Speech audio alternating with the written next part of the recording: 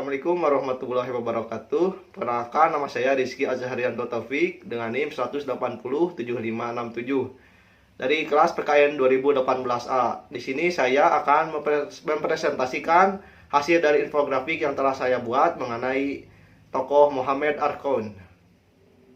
Yang pertama, saya akan menjelaskan mengenai biografi dari tokoh Muhammad Arkoun. Muhammad Arkoun lahir pada tanggal 1 Februari tahun 1928 di Turid Mimout, Aljazair. Beliau menguasai 3 bahasa. Yang pertama bahasa Kabilah, bahasa Arab, dan bahasa Perancis. Selanjutnya saya akan menjelaskan mengenai pendidikan dari tokoh Muhammad Arkoun. Pendidikan Arkoun dimulai pada sekolah dasar di desa asalnya, kemudian belajar sekolah menengah di kota Pelabuhan Oran. Kemudian Arkoun melanjutkan studi bahasa dan sastra di Arab di Universitas Algiers tahun 1950 sampai 1954, sambil mengajar bahasa Arab pada sebuah sekolah menengah atas di Al-Haraj yang berlokasi di daerah pinggiran ibu kota Aljazair pada saat perang kemerdekaan Aljazair dari Prancis tahun 1954 sampai 1962. Arkoun selanjutnya melanjutkan studi tentang bahasa dan sastra Arab di Universitas Sorbonne, Paris. Ketika itu dia sempat bekerja sebagai engage bahasa dan kesusastraan. Bahasa dan kesusastraan Arab di Paris serta mengajar di sebuah SMA Lycée di Strasbourg, daerah Prancis sebelah timur laut, dan diminta memberi kuliah di Fakultas Sastra Universitas Strasbourg 1956 sampai 1959. Pada tahun 1961, Arkoun diangkat sebagai dosen di Universitas Sorbonne, Paris sampai tahun 1969.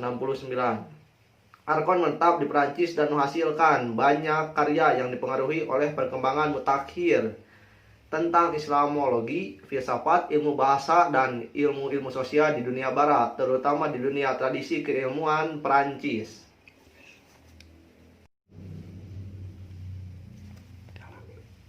Selanjutnya, karya-karya dari Muhammad Arkoun sebagai berikut.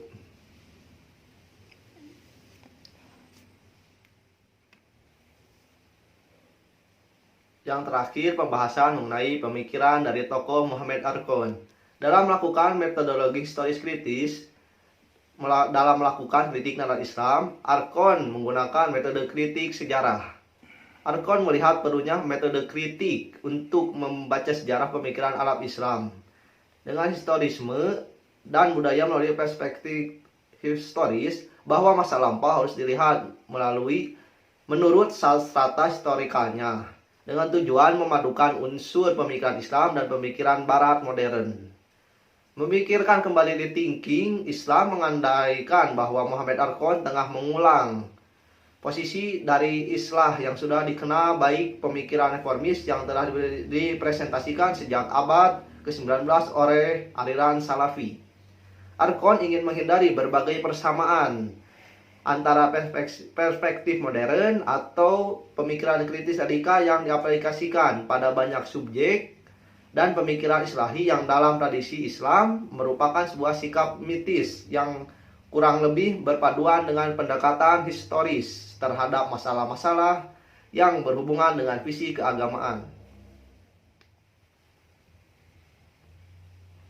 Muhammad Arkoun tidak akan lagi memaksakan pentingnya linguistik dan semiotika dalam memikirkan kembali status kognitif wacana agama.